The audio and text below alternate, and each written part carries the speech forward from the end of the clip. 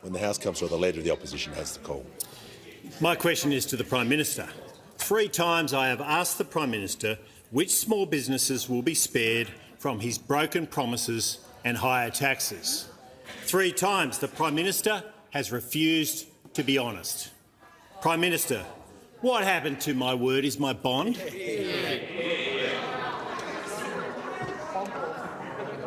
Order. The Minister for Social Services.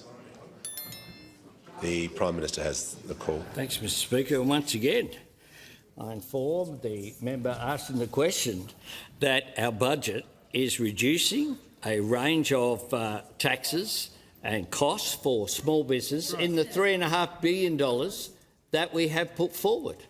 And the changes, of course, to capital gains tax, of course, will result in different outcomes for different businesses across a range of systems. What we are doing is replacing one discount with another discount, a discount based upon real gains rather than nominal gains going forward. And that is what we are doing. We are consulting, as we said we would, on budget night, including with the Council of Small Business, have had formal meetings with Treasury. We're continuing to consult on those measures. We said we would do that. That is what we are doing. On Thursday, we'll introduce the legislation that provides for the key measures going forward.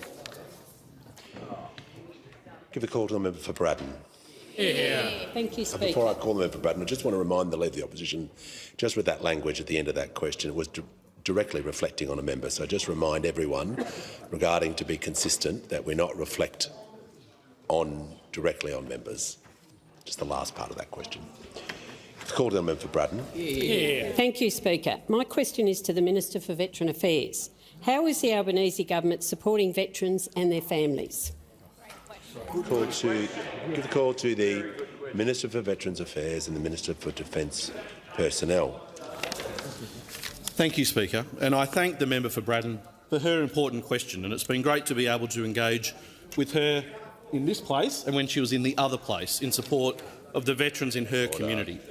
And I know everybody in this chamber has respect for those who have served and have worn the Australian Defence Force uniform, including those who sit here in this place.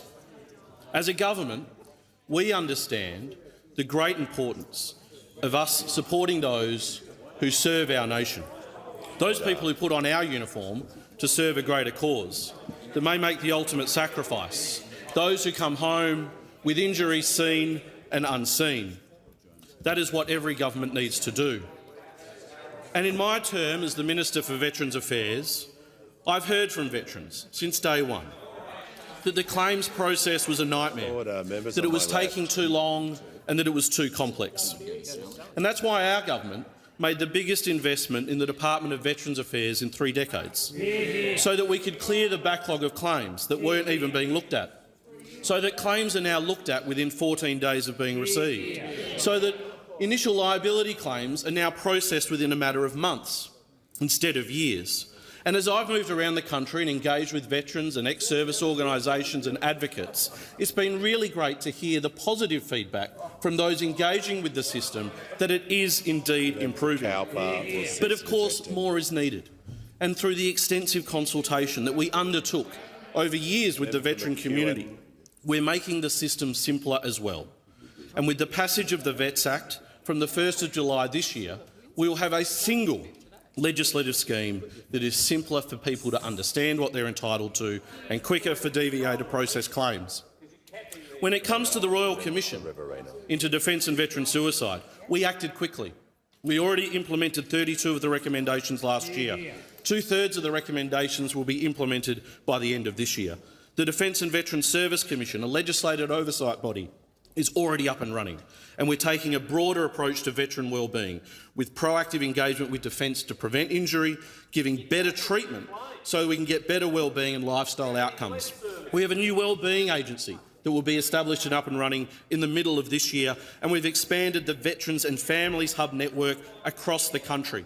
We've increased GP fees, we've increased report fees for GPs and specialists, and we're increasing the fees that will be paid to allied health professionals to increase access for the veteran community, and we're continuing the work on the Royal Commission recommendations.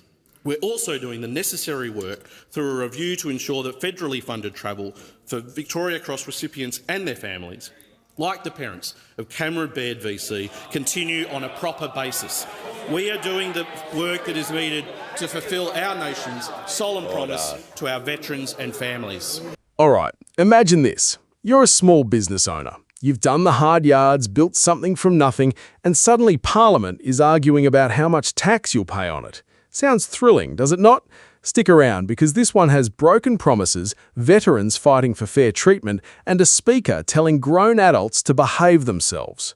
Quick favour before we go further, if you're enjoying these breakdowns, hit that subscribe button and tap the notification bell. Over 90% of you watching haven't yet, and it genuinely helps the channel grow. Costs nothing, takes a second, means the world. Thanks if you did. Now, let's continue. So, it is question time, and Opposition Leader Angus Taylor is not letting this go. 3 times he asks Prime Minister Anthony Albanese the same question: which small businesses actually get spared from these new tax changes? 3 times. That's not persistence, that's a broken record with a grudge. Taylor throws in the classic line, "What happened to my word is my bond," which honestly sounds like something your uncle says after losing at cards. Now here's where it gets interesting. Albanese does not dodge, he pivots. He points to a $3.5 billion package aimed at cutting costs for small business and explains the real detail everyone's missing. The government wants to replace the old capital gains discount with one based on real inflation-adjusted gains, not just the raw nominal number. Translation, they are trying to stop people being taxed on gains that inflation basically invented. Clever or convenient? You decide. Legislation lands Thursday, so we won't be waiting long to find out. Oh, and mid-argument, the Speaker actually steps in to remind everyone to keep their comments respectful. Politics, ladies and gentlemen, where even insults need a permission slip. But here's the part that deserves your full attention, because it's not about spreadsheets, it's about people. The Minister for Veterans Affairs stands up and makes what she calls a solemn promise, and for once, the numbers actually back the words. This is the largest investment in the Department of Veterans Affairs in 30 years.